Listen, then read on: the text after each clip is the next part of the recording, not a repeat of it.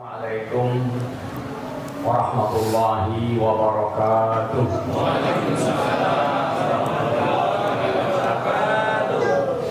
Alhamdulillah, alhamdulillahil malikir rahman alladzi farada alaina siyama fi syahr ramadan. Faman shamahu iman wa ihtisaban nala minallahi rahmatan wal ghufran. Wassalatu wassalamu ala sayyidina Muhammadin al-mab'uts ila insi wal jan wa ala alihi wa ashabihi wa man tabi'ahum bi ihsan amma ba'd. Qala Allah ta'ala fi kitabil karim, a'udzu billahi minasy syaithanir rajim. Ya ayyuhalladzina amanu kutiba alaikumus syamu kama kutiba alal ladzina min qablikum la'allakum tattaqun. Shadaqallahu a'adzim. Ma'asyiral muslimin wal muslimat rahimakumullah. Jamaah salat tarawih yang dirahmati Allah. Alhamdulillah, malam ini kita memasuki malam kelima dari bulan suci Ramadan. Mudah-mudahan Allah Subhanahu wa ta'ala terima amal ibadah kita, baik yang wajib maupun yang sunnah, dari awal Ramadan dan insyaallah akhir Ramadan. Amin ya rabbal alamin. Hadirin kaum muslimin wal muslimat rahimakumullah.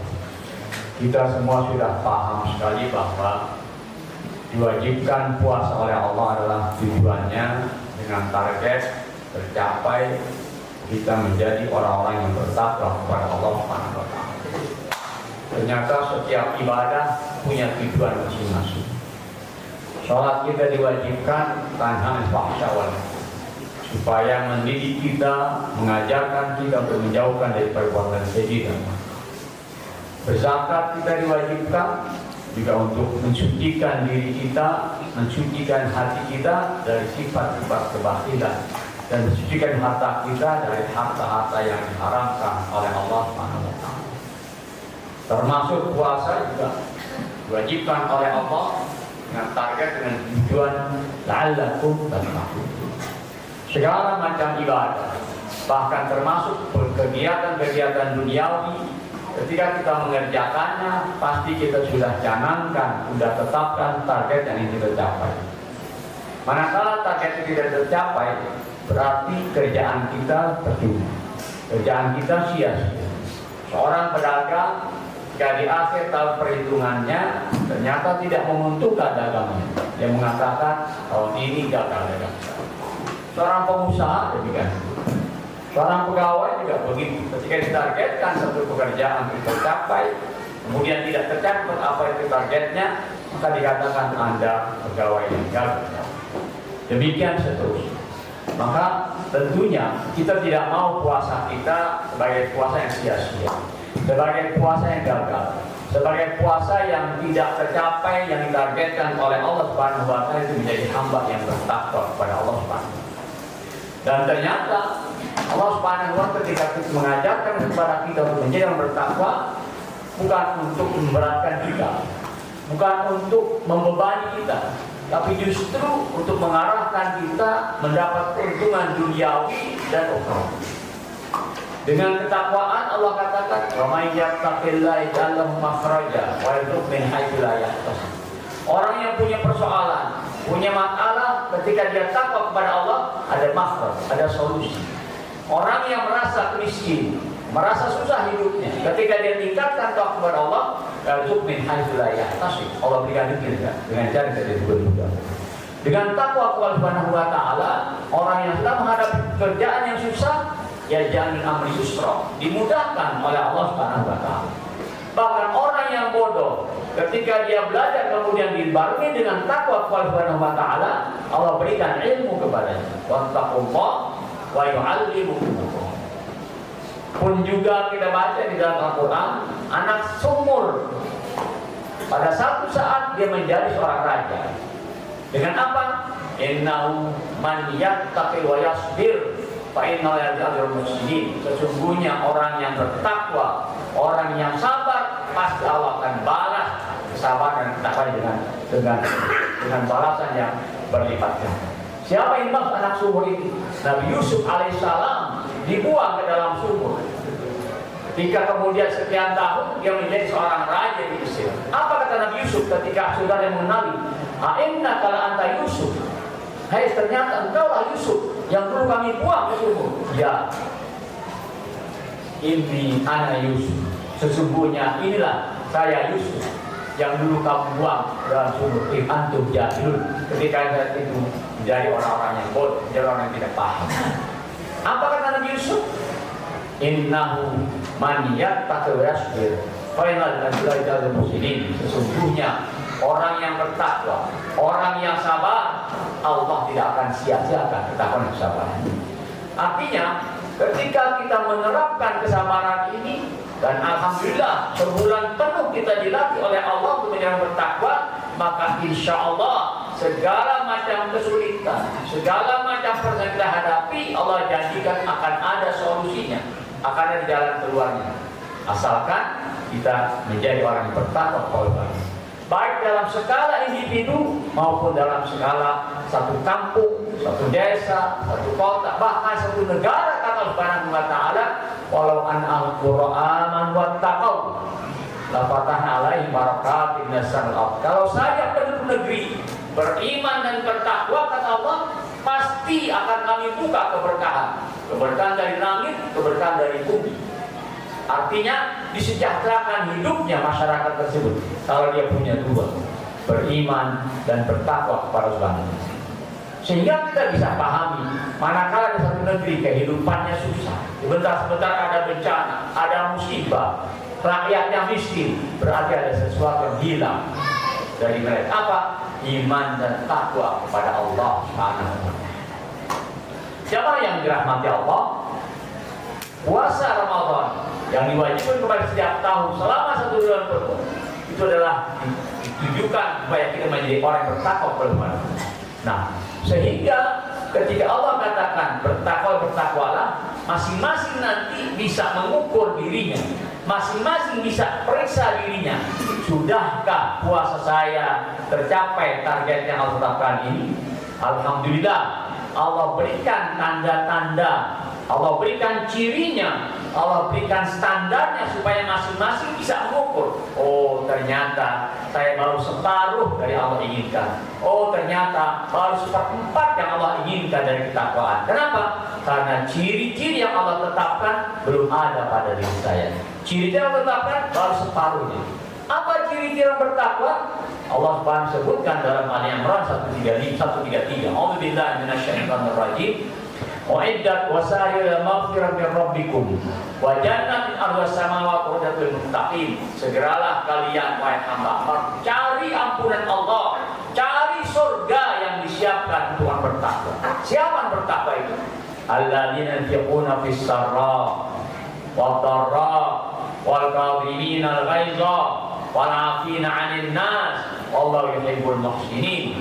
Walladzina idza fa'alu fahishatan awalam anfusahum zakarullah fastaghfiru dzunubihim wa may yaghfiru dzunuba illa Allah. Ada 5 di sini ciri-ciri yang bertakwa kepada Allah Subhanahu wa taala. Sehingga masing-masing kita bisa melihat, oh, alhamdulillah bulan Ramadan tahun ini berangsur-angsur saya memiliki kelima ciri ini. Oh, alhamdulillah Ramadan tahun ini lebih baik dari Ramadan yang lalu. Kenapa? Karena nampaknya saya menjadi orang yang lebih dekat, lebih takwa kepada Tuhan. Tidak usah kita menunjuk si A, tidak usah kita menunjuk si B, si C dan sebagainya. Tunjuk diri kita sendiri dan terapkan kelima ciri ini. Adakah dalam diri kita masing-masing? Apa yang pertama ciri tersebut? Alladzina yunfiquna fis sarra wad dharra. Pertama adalah orang yang gemar berinfak, orang yang gemar bersedekah, orang yang gemar berbagi. Bukan hanya ketika dia jaya, bukan hanya ketika dia kaya, bukan hanya ketika dia maju dan sukses, tapi juga ketika di dalam keadaan terbatas, ketika dalam kesempitan pun dia rela untuk berbagi, walaupun hanya sebagian kecil dari yang dia miliki. Bisarra wad dharra. Ini menandakan bahwa dia senang ketika dia berbagi kepada orang yang membutuhkan. Khususnya di lingkungan kita, kadang kita lihat kanan kiri kita banyak orang yang mungkin merasa membutuhkan, tapi mereka malu untuk meminta, kita harusnya lebih peka, lebih sadar bahwa ternyata banyak orang yang membutuhkan bantuan kita. Walaupun dalam keterbatasan, kita rela membantu mereka dengan sebagian dari harta yang Allah berikan kepada kita. Itu yang pertama. Yang kedua, kata Allah Subhanahu wa taala, al-kazimin al-ghaidha. Orang yang bertakwa adalah orang yang mampu menahan emosinya, orang yang mampu menahan amarahnya, orang yang mampu mengendalikan dirinya ketika dia dikomporin atau ketika dia dijelekkan atau dihina atau dicela atau dilakukan perbuatan-perbuatan yang merugikan dirinya, dia tetap merasa al-kazimin al-ghaidha. Dia tahan amarahnya, dia tahan emosinya sehingga tidak meluap. Dan ini ternyata kita rasakan di bulan Ramadan, desakannya lebih kuat lagi, tekanannya lebih kuat di bulan Ramadan. Kenapa? Karena kita sedang lapar. Menjalankan ibadah puasa di siang hari mudah tersulut emosinya. Tapi kata Allah, hati-hati, kamu sedang puasa, latih dirimu untuk apa? Untuk menahan emosi, latih dirimu untuk menahan amarah. Kalau di bulan Ramadan kita mampu menahan amarah kita dalam kondisi lapar, kondisi haus, maka insya Allah di bulan lain kita lebih mampu lagi untuk menahan lapar, menahan amarah kita, menahan emosi. Yang kedua kata Allah Subhanahu wa taala, yang ketiga kata Allah Subhanahu wa taala, wal 'afina 'anil nas. Wahai hamba, kalau kamu sudah mampu menahan amarah, tapi bisa jadi kau belum memaafkan orang yang membuat kesalahan pada kau, naiklah satu tingkat. Berpindahlah ke tingkat yang lebih tinggi. Apa? Walafina 'anil nas. Maafkan kesalahan orang. Mungkin barangkali menahan amarah saja agak mudah, tapi menghilangkan bekasnya, memaafkan kesalahan orang kepada kita, membersihkan diri kita daripada rasa dendam, itu mungkin tidak semudah menahan amarah. Tapi kata Allah, kalau engkau usahakan dengan latihan selama bulan Ramadan, insya Allah engkau mampu memaafkan kesalahan orang lain. Kemudian yang keempat, kata Allah Subhanahu wa taala, wallahu yuhibbul muhsinin. Allah suka kepada orang-orang yang berbuat baik. Kalau seorang mampu menahan amarah, kata Allah, naik satu tingkat, maafkan kesalahan orang. Kata Allah lagi, naik lagi satu tingkat. Kalau sudah memaafkan kesalahan orang lain, ada lagi tingkatan yang paling tinggi, tingkatan yang mulia, yang mungkin jarang orang yang mampu melakukan apa? Berbuat baik kepada orang yang berbuat salah kepada kita. Membalas kejahatan dengan kebaikan bukan persoalan yang mudah, tapi mampu dilakukan. Buktinya banyak dicontohkan oleh baginda Rasul, dicontohkan oleh para sahabat, dicontohkan oleh para tabi'in, bahwa mereka bisa membalas kejahatan orang dengan kebaikan. Betapa banyak kita baca sejarah Rasulullah SAW, di mana beliau disakiti oleh kaumnya. Di Mekah beliau disakiti, bahkan di Madinah beliau diganggu oleh orang-orang Yahudi, tapi tidak pernah ada sedikit pun kata-kata kasar dari beliau. Bahkan tidak pernah beliau menyuruh sahabat untuk membalas kejahatan orang-orang yang pernah melakukan kejahatan kepada beliau. Di Mekah, ketika beliau melakukan Fathu Makkah, menaklukkan kota Mekah, di mana beliau punya kendali di sana, mampu menunjuk orang-orang yang dulu berbuat jahat kepadanya, tapi beliau katakan, idhabu antum dulaqa, silahkan pergi, kalian aku bebaskan, kalian aku tidak tuntut apa-apa, sekalipun dengan kejahatan yang kalian pernah lakukan. Di Madinah pun begitu. Orang Yahudi, salah seorang Yahudi ketika meminta hutang kepada Rasulullah, dijambak bajunya. Begitu marah para sahabat, tapi Rasulullah katakan, jangan, biarkan dia menuntut haknya. Umar bin Khattab ada saat itu, ya Rasulullah, izinkan aku untuk melawan, untuk memukul orang Yahudi. Kata beliau, jangan, justru carikanlah utang, pengganti yang pernah utang kepada. Saat itu Rasulullah dalam riwayat pernah berhutang makan kepada orang Yahudi. Kemudian Rasul diminta ditagih, walaupun saat itu belum waktunya membayar tagihan untuk membayar utangnya, tapi kata Rasulullah, berikan utang, berikan penggantian kepada orang yang tersebut. Ya Rasul, tidak ada unta yang kau maksud, ada yang lebih bagus, berikan yang lebih bagus. Ini salah satu bukti bahwa beliau biasa membalas kejahatan orang dengan kebaikan. Sahabat Rasul pun begitu. Abu Bakar Siddiq radhiyallahu anhu, ketika putrinya Aisyah radhiyallahu anha difitnah, disebarkan berita hoax, hadithul ifki saat itu, dikabarkan bahwa Aisyah melakukan sesuatu yang tidak baik, sesuatu yang tercela. Salah seorang yang pernah dibantu oleh Abu Bakar juga menyebarkan berita hoax tersebut, menyebarkan hadithul ifki tersebut, sehingga Abu Bakar bersumpah, orang ini aku sudah bantu memberikan bantuan kepadanya, aku sudah berikan sedekah kepadanya, tapi kurang ajar dengan anak. Kata Allah Subhanahu wa Ta'ala, kata Abu Bakar, mulai saat ini aku tidak akan lagi berikan bantuan kepadanya. Turun firman Allah Subhanahu wa Ta'ala, a'udzubillahi minasyaitonir rajim, wala ya'tali ulul fadli minkum ayyu'tu ulul qurba wal yatal masakin ala kaifa yaghfirullahu lakum. Kata Allah Subhanahu wa Ta'ala, hendaklah jangan sampai bersumpah orang yang diberikan karunia oleh Allah Subhanahu wa Ta'ala untuk tidak memberikan kepada kerabat, tidak memberikan kepada miskin, tidak memberikan kepada muhajir fi sabilillah. Ala tuhibbuna ayaghfir lakum. Tidakkah engkau ingin diampuni dosa kamu oleh Allah Subhanahu wa Ta'ala? Kata Abu Bakar, man la yuhibbu an yaghfir. Siapa yang tidak ingin diampuni oleh Allah Subhanahu wa Ta'ala? Begitu disakitinya keluarga Abu Bakar, tapi Abu Bakar tetap bersedekah, tetap memberikan bantuan kepada orang yang menyakiti. Para tabi'in pun demikian.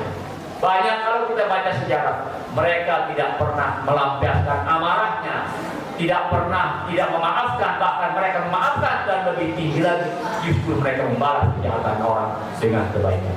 Kaum muslimin rahimahullah. Yang kelima, kata Allah Subhanahu wa Ta'ala, orang yang bertakwa bukan orang yang tidak pernah berbuat dosa. Orang bertakwa bukan orang yang tidak pernah khilaf. Orang bertakwa bukan orang yang tidak pernah tergelincir kepada perbuatan maksiat. Tapi yang bertakwa adalah orang yang apabila melakukan perbuatan dosa, khilaf dia di malam hari, kemudian ingat Allah Subhanahu wa Ta'ala, fastaghfir dzunubi, langsung istighfar pada Allah Subhanahu wa Ta'ala. Wa may yaghfiru dzunuba illallah. Dia yakin betul tidak ada yang mengampuni dosanya selain Allah Subhanahu wa Ta'ala.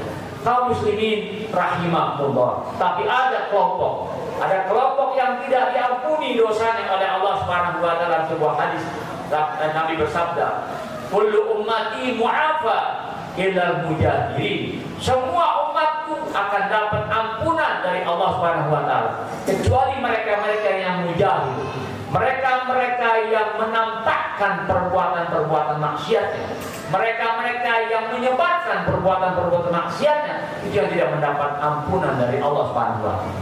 Para sahabat bertanya, manil mujahid ya Rasulullah? Siapa yang kau maksud dari mujahid? Siapa yang dimaksud dengan orang yang menampakkan maksiat ya Rasulullah? Kata beliau, orang-orang yang di malam hari berbuat maksiat dan Allah sudah tutupi dosanya, Allah sudah tutupi salahnya, Allah tidak ubah maksiatnya, tapi dia sendiri di pagi hari yang menceritakan kepada orang lain apa yang dilakukan di malam hari tadi. Sekarang lebih mudah lagi kita dengar, lebih mudah lagi kita lihat. Ada orang yang sengaja perbuatan maksiatnya direkam, perbuatan maksiat divideokan, lalu dia simpan, kemudian pada saat disebarkan begitu. Ini lebih heboh lagi. Rasulullah SAW saat itu hanya berkata, mujahid, barangkali mujahid itu hanya didengar oleh 5 atau 6 orang yang mendengar ceritanya. Kemudian mungkin orang menyebarkan, ada yang tidak menyebarkan. Tapi ketika zaman sekarang ada orang berbuat maksiat, kemudian direkam, diabadikan, divideokan, lalu disebar, dalam waktu sekejap sudah ratusan bahkan ribuan orang menyaksikan perbuatannya. Ini kata Nabi, orang tersebut tidak akan mendapat ampunan dari Allah SWT. Kenapa? Karena dia sengaja menyebarkan maksiatnya yang membuat orang nanti tergiur, membuat orang tertarik untuk melakukan perbuatan yang sama. Ketika ada orang yang mencontoh perbuatannya, maka inilah yang disebut dosa jariah, dosa yang terus-menerus mengalir. Ketika ada orang mencontoh perbuatannya, ketika ada orang meniru perbuatannya, maka pelaku pertama akan mendapatkan dosa sebanyak orang yang meniru perbuatannya. Demikian pula sebaliknya, kalau ada orang melakukan kebaikan, ada orang melakukan perbuatan hasanah, lalu dia ajak orang lain, dia beritahu kepada orang lain, dia ajak orang lain, kemudian orang lain banyak menirunya, maka akan dia mendapatkan pahala yang dia akan mendapatkan pahala sebanyak orang yang mencontoh perbuatan baiknya. Demikian pula sebaliknya, waliyadzubillah, jangan sampai terjadi sama kita melakukan perbuatan maksiat lalu sengaja kita sebarkan, baik dengan omongan maupun dengan gambar maupun dengan video. Ma'asyiral muslimin wal muslimat rahimakumullah. 5 ciri ini menjadi tolak ukur kesuksesan kita dalam menjalankan ibadah puasa. 5 tanda ini menjadi standar bahwa alhamdulillah selama bulan Ramadan ini kita puasa telah tercapai target kita. Dan ini kemudian kita jaga, kita pelihara sampai Ramadan yang akan datang, sehingga jadilah kita menjadi hamba-hamba Allah yang bertakwa, dan kita akan merasakan keuntungan orang bertakwa dari dunia sampai akhirat. Mudah-mudahan Allah Subhanahu wa taala senantiasa berikan taufik dan inayahnya kepada kita sehingga betul-betul kita menjadi hamba-hamba yang bertakwa dengan menjalankan ibadah puasa tahun ini. Demikian, dan mohon maaf kurang lebihnya. Billahi taufik wal hidayah. Assalamualaikum warahmatullahi wabarakatuh.